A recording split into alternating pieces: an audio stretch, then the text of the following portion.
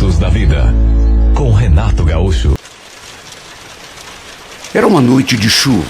O mundo caía em forma de água. Chovia tanto que Alfredo mal conseguia enxergar a estrada. Ele dirigia devagar. O silêncio predominava ali dentro do carro. Só dava para ouvir o barulho do limpador de para-brisa, aquele ruído constante do vai-vem. Alfredo e Rita até prendiam a respiração, tamanha era a tensão que tomava conta dos dois.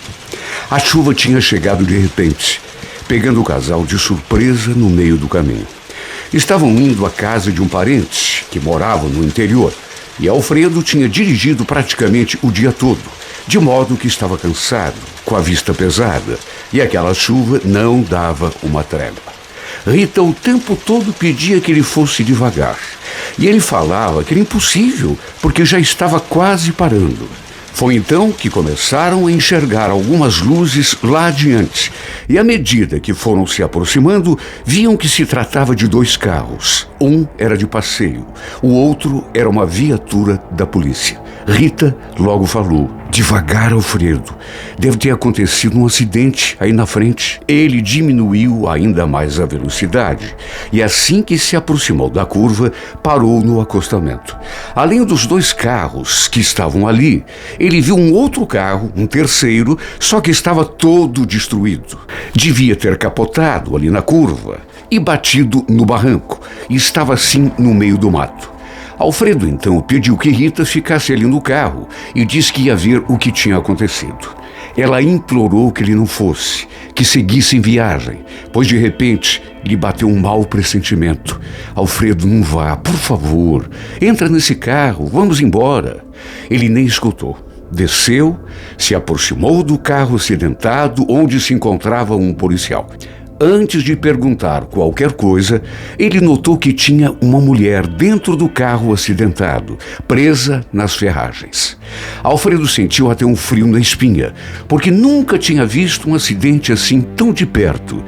Presa nas ferragens, havia uma loura, cabelos todos encaracolados. Só que, coitada, o acidente devia ter sido fatal, porque ela estava tão machucada, havia sangue por todo lado. Ele então perguntou ao policial o que tinha acontecido, quem era aquela mulher, no que o oficial logo respondeu: "A coitada se perdeu na curva. O acidente aconteceu não faz muito. Inclusive eu conheço essa moça. Coitada, que Deus a tenha. Aliás, veja só a coincidência. O noivo dela, há menos de um mês, também morreu exatamente aqui nessa curva." Olha, Alfredo sentiu até um arrepio naquela hora. Fez até o sinal da cruz. Depois pediu informações ao policial sobre algum hotel ou pousada ali na região. Segundo o guarda, havia um pequeno hotel a uns 6 ou 7 quilômetros adiante. A ideia de Alfredo era pernoitar, esperar a chuva passar e só então seguir viagem. Voltou para o carro, só que estranho. Assim que abriu a porta e entrou, ele sentiu uma espécie de calafrio. Parecia que alguma coisa tinha entrado no carro com ele. Sabe aquela sensação de que alguém passa assim, bem do seu lado? Ou será que era apenas um vento frio? O detalhe foi que Rita também sentiu aquela coisa esquisita, um calafrio, e até comentou: "Nossa, que coisa estranha. Parece que soprou um vento gelado aqui na minha nuca. Nunca senti isso na minha vida." Ela estava tão assustada por conta daquele acidente que qualquer coisa a assustaria ainda mais. E durante todo o trajeto até o hotel, eles se sentiram esquisitos, como se tivesse uma presença ali dentro do carro. Alfredo começou a lhe contar que tinha sido uma mulher loura que tinha se acidentado, assim, de cabelo todo encaracolado. Mas Rita estava tão assustada que falou que ele não dissesse mais nada. Ela não queria saber de nada. Era para ele ficar quieto. E ele então se calou. O silêncio entre eles era total. Só dava para ouvir o som do limpador de para-brisas e a chuva caindo forte lá fora. Até que chegaram à pousada. Um lugar assim bem simples, na beira da estrada, antes da entrada da cidade. Pediram um quarto. O atendente abriu a ficha, entregou a chave a Alfredo, indicou que o quarto ficava no fim do corredor. Eles então chegaram diante da porta. Alfredo abriu, cavalheiro, como sempre, deixou que Rita entrasse primeiro, só que no que colocou o dedo no interruptor para acender a luz, ouviu a mulher dando aquele grito ensurdecedor. Olha, Rita soltou um grito tão desesperado que, se não fosse o barulho da chuva, daria para ouvir o seu grito lá na cidade, de tão alto e tão estridente que foi.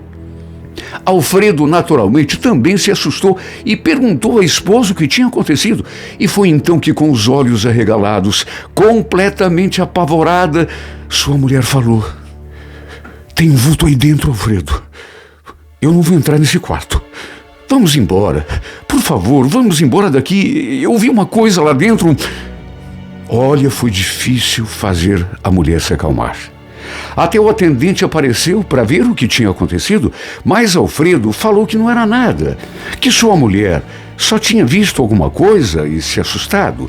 Ela não queria dormir naquele quarto, porque, segundo o que ela tinha visto, havia alguma coisa ali, um vulto, uma mulher, sei lá, nem ela sabia direito, parecia uma pessoa. Ela chorava, tremia, mas aos poucos Alfredo conseguiu acalmá-la, dizendo que tudo o que ela precisava era de um banho bem quente e uma boa noite de descanso. Ela então foi tomar o banho para ver se conseguia relaxar.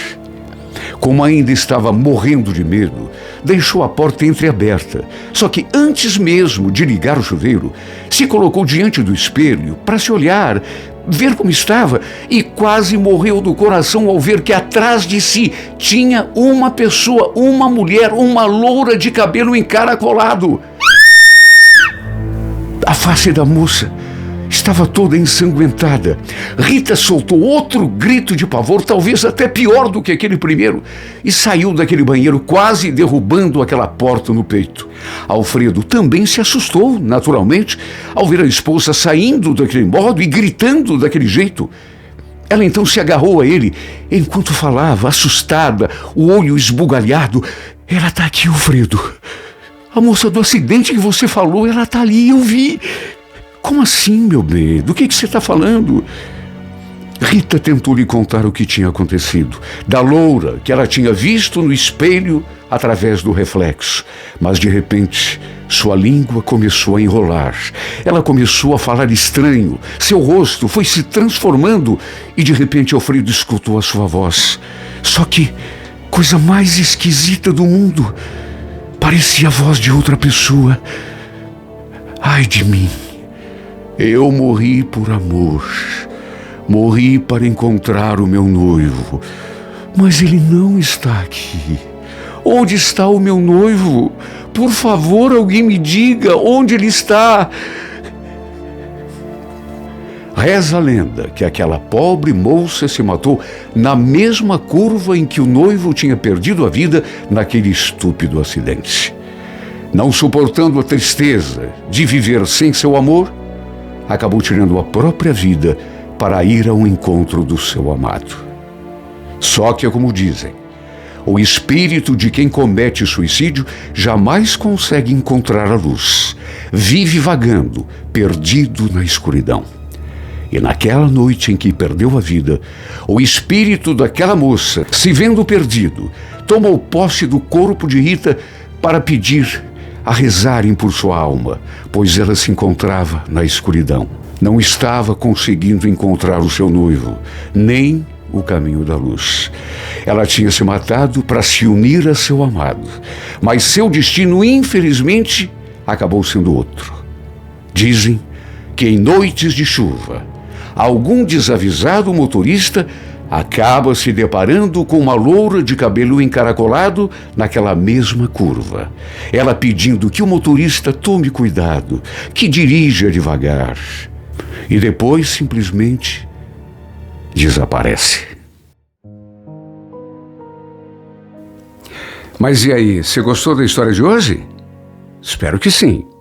Então, dá só uma olhada nesse livro aqui, ó.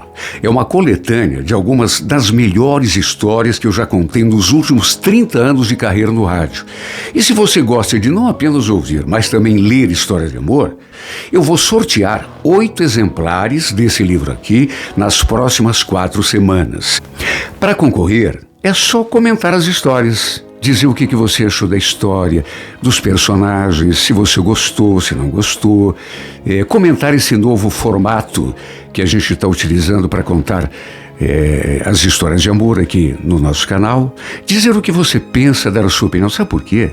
Porque a sua opinião para a gente, para mim, para Elci e para o Davi, que é o nosso grupo, que faz as histórias, que prepara para vocês assistirem, nós temos a sua opinião em altíssima conta. A sua opinião é super importante para a gente desenvolver um trabalho bacana de contar histórias de uma maneira assim sempre melhor, para você ficar feliz, tá bom?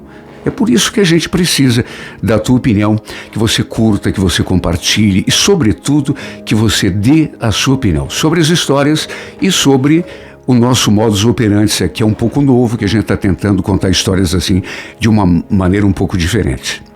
E é claro, quanto mais histórias você comentar, mais chances terá de ganhar. Aliás, se você passou a me acompanhar há pouco tempo, não esqueça de ver todo o material que já foi publicado antes de você entrar. Garanto que tem muita história emocionante que você não viu ainda. Tem mais.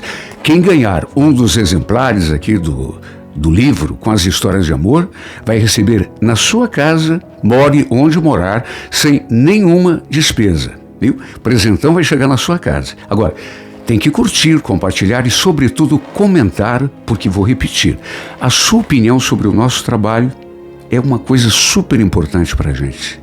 Tá bom? Posso contar com você? Até mais.